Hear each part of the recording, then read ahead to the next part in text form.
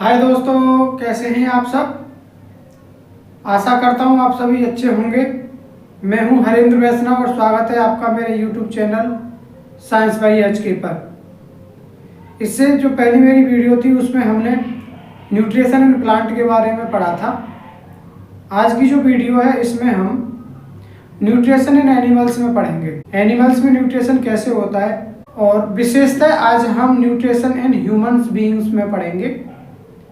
क्या क्या स्टेप होते हैं, न्यूट्रिशन एनिमल्स में कैसे होता है, कौन सा ऑर्गन क्या एंजाइम सीक्रेट करता है और उस एंजाइम का क्या फंक्शन होता है। तो शुरू करते हैं आज की वीडियो को। जैसा कि आप देख रहे हो, digestive system of human beings. Human beings का डाइजेस्टिव सिस्टम के बारे में ये फिगर जो पड़ा हुआ है एक्सप्लेन करेगा। सबसे पहले पढ़ते हैं कि ह्यूमन बीइंग का जो डाइजेस्टिव सिस्टम है उसमें कौन कौन से ऑर्गन होते हैं। तो पहला है buccal cavity, salivary gland, oesophagus, liver, stomach, pancreas, small intestine, large intestine, anus, rectum. These are following organs which involve in human digestive system. Humans में 5 स्टेप में न्यूट्रिशन कंप्लीट होता है, जिसमें पहला है इनगेशन। इनगेशन में जो हेल्प करता है बक्कल केविटी द्वारा इनगेशन होता है। फूड को हम इन करते हैं, बॉडी के अंदर लेने की प्रक्रिया को इनगेशन बोलेंगे। उसके बाद आता है डाइजेशन। डाइजेशन जो फूड का शुरू होता है माउथ से ही शुरू हो जाता है, क्योंकि ग्लूकोज जो है स्टार्च में कन्वर्ट होनी शुरू हो जाती है। उसके बाद नेक्स्ट एब्जॉर्प्शन। एब्जॉर्प्शन जो शुरू होता है वो स्मॉल इंटेस्टाइन में होता है और लार्ज इंटेस्टाइन में भी एब्जॉर्प्शन होता है। उसके बाद आता है एसिमिलेशन। जब फूड को स्मॉल इंटेस्टाइन एब्जॉर्ब कर लेती हैं तो वो फिर एसिमिलेट होता है। एसिमिलेट होने के बाद वो सेल में पहुंचता है और सेल में वो ब्लड में कन्वर्ट मिक्स हो जाता है। उसके बाद आता है इगेशन। इगेशन में जो अनडाइजेस्टेड फूड होता है वो बॉडी से रिमूव हो जाता है। इस प्रकार ये ऑल ओवर बक्कल केविटी से लेकर एनस तक पूरा फूड जो है डाइजेस्ट हो जाता है और अनडाइजेस्ट फूड एनस द्वारा बॉडी से रिमूव हो जाता है। ये पूरी प्रक्रिया ह्यूमन बीइंग्स में होती है। तो सबसे पहले शुरू करते हैं, ह्यूमन बीइंग्स में बक्कल केविटी का कार्य क्या है, इसमें कौन सी ग्लैंड होती हैं, वो क्या करती हैं। तो बक्कल केविटी में सिलेवरी ग्लैंड्स होती हैं जो सलेवा को सीक्रेट करती हैं। और सलेवा का काम क्या है कि ये इजीली डाइजेस्टिव फूड कर देता, फूड को हम आसानी से डाइजेस्ट कर सकें तथा उसे निकल सके, आसानी से हम उसे सैलो कर सकें, मुंह के अंदर ले सकें। और दूसरा फंक्शन है सलेवा का कि ये जो कार्बोहाइड्रेट है या स्टार्च है उसको माल्टोज या सुक्रोज में कन्वर्ट कर देता है, क्योंकि इसमें एमाइलेज एंजाइम होता है। किसमें? सलेवा में। सलेवा में एमाइलेज एंजाइम होता है जो स्टार्च को माल्टोज या सुक्रोज में कन्वर्ट कर देता है। उसके बाद फूड जो है ओसियोफेगस में पहुंचता है। ये ओसियोफेगस है the tube like structures buccal cavity to connect stomach. जो वक्कल केविटी से स्टोमक का जो ट्यूब लाइक स्ट्रक्चर है वो ओसियोफेगस है। और ओसियोफेगस केवल एक पथवे है जो वक्कल केविटी से फूड को स्टोमक में पहुंचाने का कार्य करता है। अब किस मूवमेंट द्वारा ये पहुंचता, तो ये पेरिलेस्टिक मूवमेंट करता है। पेरिलेस्टिक मूवमेंट क्या है कि इसके जो इनर वॉल्स हैं वो एक इस तरह से क्या करते हैं, एक बार दबेंगी फिर एक्सपेंड होंगी, फिर दबेंगी एक्सपेंड होंगी, इस तरह से ये राइदमिक मूवमेंट करती है। इसको पैरेलेस्टिक मूवमेंट करते हैं। कभी expand and contrast, expand contrast, ये मोशन इसका चलता रहता है, जिससे कि फूड जो है पुश करती है, ये फैलेंगी, नीचे आ जाएगा, फिर आएगा, फिर आएगा, इस तरह से ये फूड जो है पुश करती रहती है। तो पैरालेस्टिक मूवमेंट का जो फंक्शन है, it push the food to the stomach, ये स्टोमक में फूड को पुश करती है। यहां तक फिर स्टोमक में कार्य शुरू होता है फूड का। स्टोमक में क्या होना शुरू होता है कि स्टोमक में एक तो HCl होता है, दूसरा म्यूकस होता है। म्यूकस और HCl क्या करते हैं, और इसी में एक एंजाइम होता है पेप्सिन। इनका कार्य क्या होता है, तो स्टोमक में प्रोटीन का डाइजेशन शुरू हो जाता है। वक्कल केविटी में सुक्रोज का बदलना हो रहा था, सुक्रोज बदल रही थी किस से, कार्बोहाइड्रेट से, कार्बोहाइड्रेट से फॉर्म हो रही थी सुक्रोज। उसके बाद पेप्सिन जो है, जो HCl, म्यूकस और पेप्सिन, ये स्टोमक लिक्विड में होती है। स्टोमक एक सीक्रेट करता है, इनर वॉल ऑफ स्टोमक, जिनमें HCl होता है, म्यूकस होता है और पेप्सिन होती है। अब इनके फंक्शन क्या होते हैं, HCl का फंक्शन क्या होता है, म्यूकस का फंक्शन क्या होता है, पेप्सिन का फंक्शन क्या होता है। तो HCl जो है ये एसिडिक मीडियम बना देती है फूड का। इससे क्या होता है, एसिडिक मीडियम में पेप्सिन वर्क करती है। अगर जो फूड का एसिडिक मीडियम नहीं होगा तो पेप्सिन जो है वर्क नहीं करेगी, और पेप्सिन का कार्य है प्रोटीन को ब्रेक डाउन करना, ये पेप्टाइड में प्रोटीन को कन्वर्ट करती है। तो पहला तो फंक्शन हो गया HCl का, it make acidic medium of the food.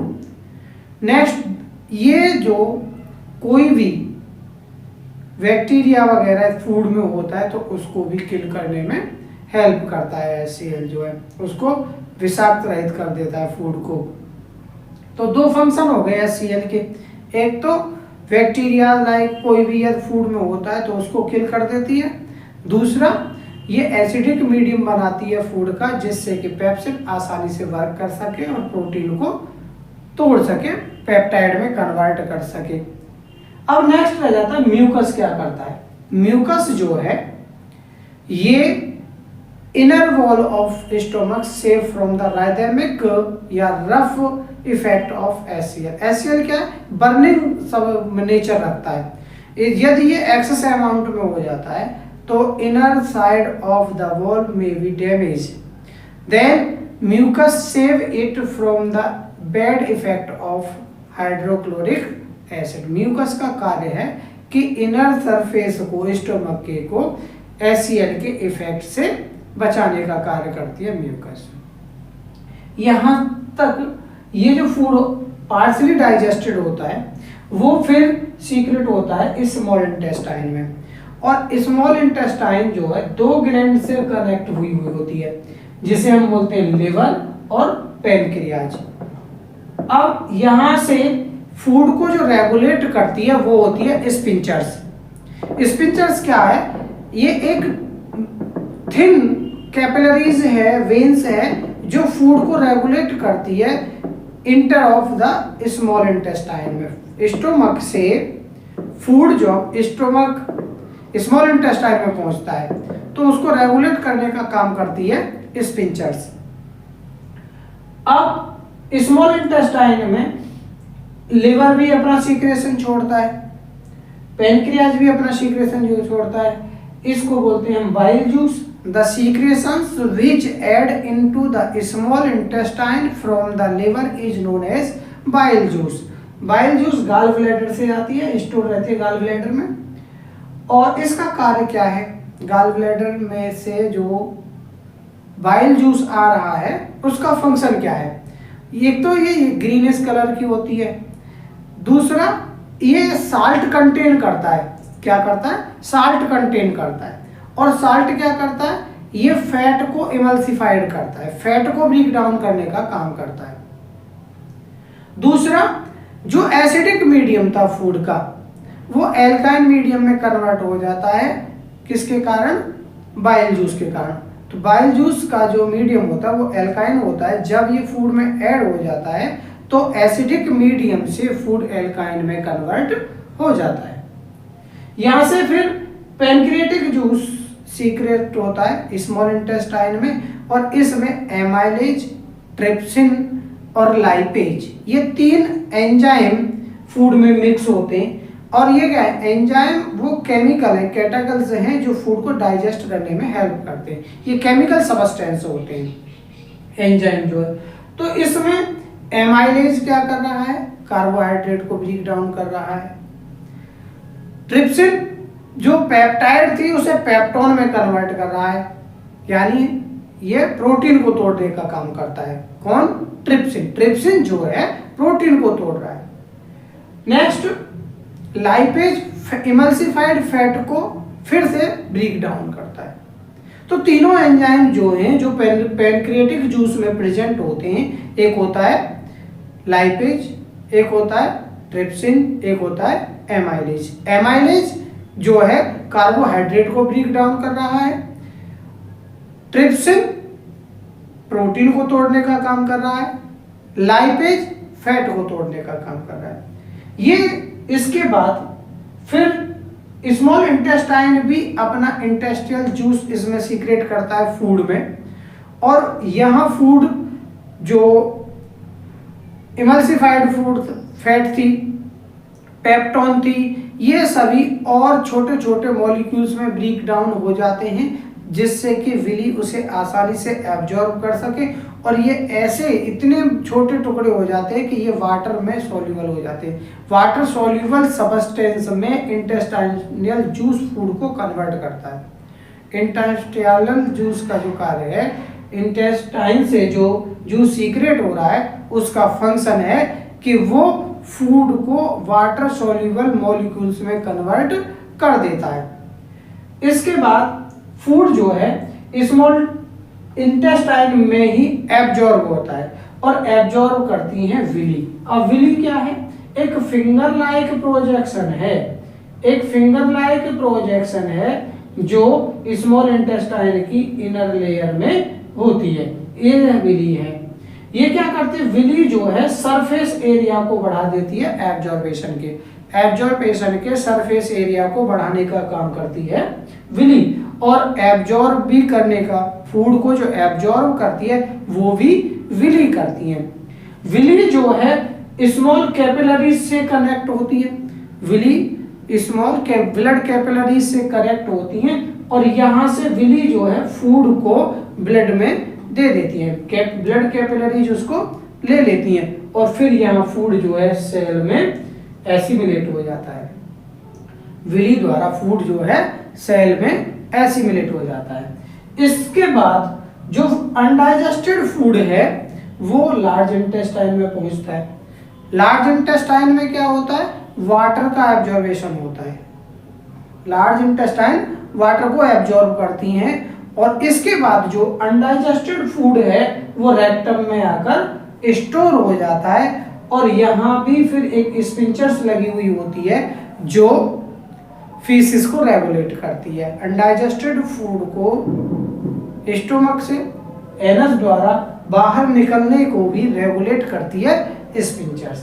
तो ये ऑल फंक्शन थे जो ह्यूमन बॉडी के अंतर्गत डाइजेशन में होते हैं।